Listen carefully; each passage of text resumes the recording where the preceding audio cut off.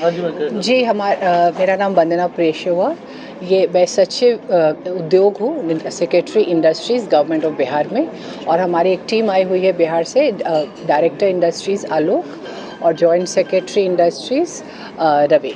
तो मैम लुधियाना में जैसे इन्वेस्टर मीट आपने एक बुलाया है, तो पिछले 2 साल से लगातार हो रहा है। तो इस साल कौन-कौन सी ऐसी ऑफ़र्स हैं जो इंडस्ट्रिस्ट को प्रोवाइड करवाई जा रही है, ऑफ़र की जा रही है, उसके बारे में बताएँ?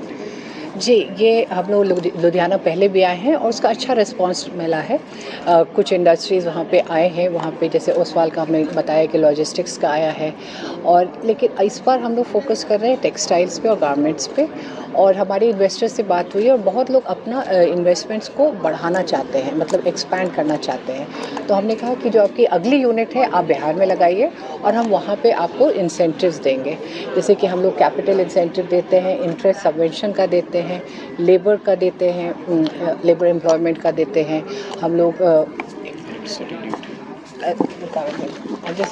Electricity duty. तो इसमें हम लोग फिर से मैं बोल लेती हूँ, हम लोग capital incentive, capital investment subsidy या इंटरेस्ट सबवेंशन का देते हैं, पावर टैरिफ सब्सिडी है, एम्प्लॉयमेंट जनरेशन सब्सिडी है, फ्रेट रीइंबर्समेंट इंसेंटिव है, पेटेंट रजिस्ट्रेशन के लिए भी देते हैं, टैक्स रिलेटेड इंसेंटिव्स देते हैं, स्किल डेवलपमेंट सब्सिडी है, स्टैम्प ड्यूटी रजिस्ट्रेशन पे 100% एग्जेम्पशन है, लैंड कन्वर्शन फीस पे 100% एग्जेम्पशन है। तो ये मेरे को लगता है पूरे इंडिया में ये सबसे रोबस्ट पॉलिसीज़, सेक्टोरल पॉलिसीज़ हम लोग लेके आए हैं और यही उसी की वजह से हमारे पास इन्वेस्टर्स काफ़ी इंटरेस्ट शो कर रहे हैं। कौन से सेक्टर को लेकर आप टारगेट कर रहे हैं खास? देखिए, बिहार में अभी जो सबसे ज़्यादा आ रहा है वो फूड प्रोसेसिंग का है, टेक्सटाइल्स का है और जनरल मैन्युफैक्चरिंग का है। तो ये 3 हमारा अभी सबसे हाई प्रायोरिटी सेक्टर्स है। लेकिन हमारे पास आईटी के भी कंपनीज़ इंटरेस्ट शो कर रहे हैं।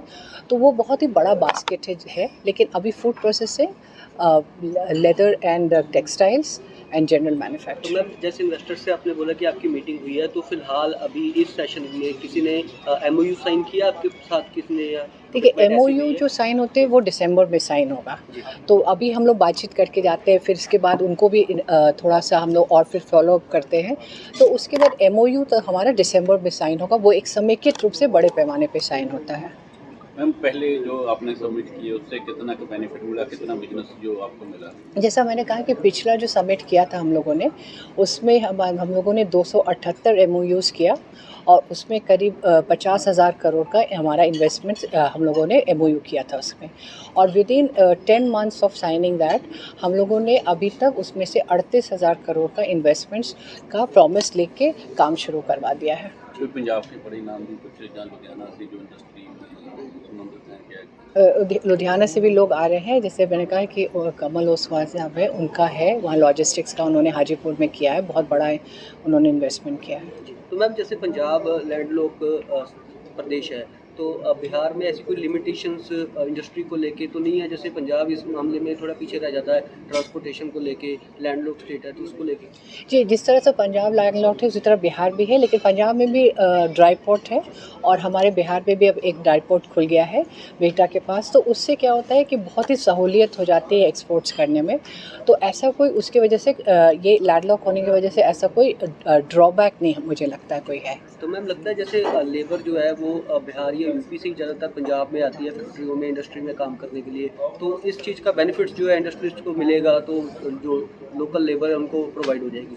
जी, अब ये कहीं भी आप देश में चले जाइए तो वहाँ पे बिहार के लेबर्स आपको मिलेंगे। तो हमारी सरकार अब यही चाहती है कि ये जो लोग हैं जो वापस आके अपने प्रदेश में काम करना चाहते हैं उनको एम्प्लॉयमेंट अपॉर्चुनिटीज़ दिया जाए, उनको स्किल किया जाए, अगर वो स्किल है तो उनका स्किल अपग्रेडेशन किया जाए और उनको विभिन्न उद्योग में लगाया जाए।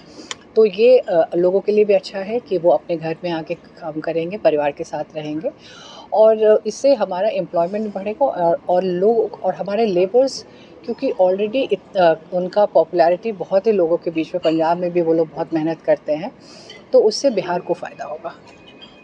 Thank you.